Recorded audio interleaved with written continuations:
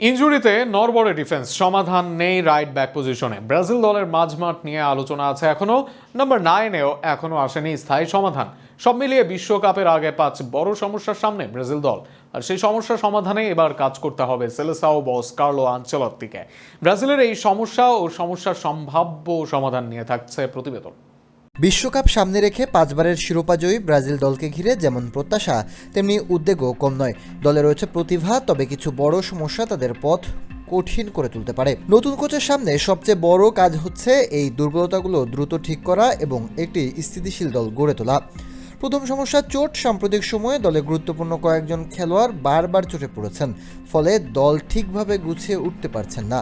এর মাঝে Militao, Rodrigo, এস্তাভিওরা ছিটকে গেছেন। বিশ্বকাপের জন্য ছিটকে যেতে পারেন ভ্যান্ডারসন সহ একাধিক খেলোয়াড়, যা ব্রাজিলকে করে দিতে পারে খর্বশক্তির। এই সমস্যার অবশ্য সমাধান এখনই বের করতে হবে ব্রাজিল দলকে। এর সমাধান হতে পারে ফিটনেসে আরও জোর দেওয়া, খেলোয়াড়দের উপর অতিরিক্ত চাপ না দেওয়া এবং বিকল্প খেলোয়াড়দের প্রস্তুতি রাখা। দ্বিতীয় সমস্যা হিসেবে থাকবে রাইট ব্যাক সমস্যা। এই পজিশনে নিয়মিত মুখ ভ্যান্ডারসন বিশ্বকাপের দৌড়ে প্রায় নেই। বিকল্প ভাবায় এডার মিলিটাও এর বিশ্বকাপ স্বপ্ন শেষ। এই পজিশনে তাই দুশ্চিন্তায় সেলেসাওরা। সেক্ষেত্রে রজার ইভনেস এবং ওয়েসলির কাউকে প্রস্তুত রাখতে হবে, আগে থেকেই দিয়ে রাখতে হবে এই পজিশনের জন্য আলাদা বার্তা। তৃতীয় সমস্যা আক্রমণের কেন্দ্রে স্থায়ী একজন খেলোয়াড় না থাকা। আগে এই জায়গায় একজন নির্ভরযোগ্য গোলদাতা থাকতেন, এখন সেই জায়গায় কেউ স্থায়ীভাবে নিজের অবস্থান তৈরি করতে পারেননি। ফলে আক্রমণের ধার কমে যাচ্ছে এবং সুযোগ নষ্ট হচ্ছে বেশি। রিচার্লিসন চেষ্টা করছেন, কিন্তু ধারাবাহিকতা নেই। অন্যদিকে পেদ্রো, ইগোর জেসুস বা অন্যরা সুযোগ কাজে লাগাতে পারেনি। সমাধান হিসাবে একজনকে নির্দিষ্ট করে টানা সুযোগ দেওয়া দরকার, যাতে সে আত্মবিশ্বাস পায় এবং দলের প্রধান গোলদাতা হয়ে উঠতে পারে। সে তালিকায় থাকতে পারেন ইগোর থিয়াগো বা এনরিকের মতো নাম্বার নেনরা।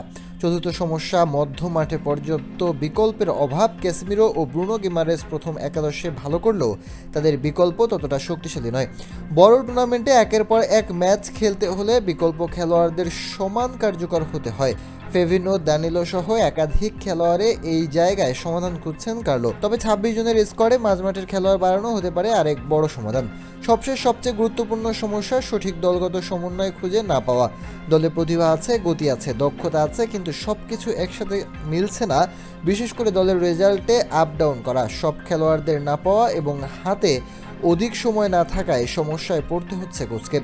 অসামঞ্জস্য দূর করতে কোচকে একটি নির্দিষ্ট পরিকল্পনায় স্থির থাকতে হবে। একই খেলোয়াড়দের নিয়ে বারবার খেলে বোঝাপড়া তৈরি করতে হবে।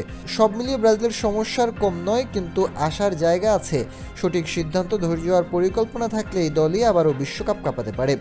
এখন দেখার বিষয় কোচ কত দ্রুত এই ধাঁধার সমাধান করতে পারেন।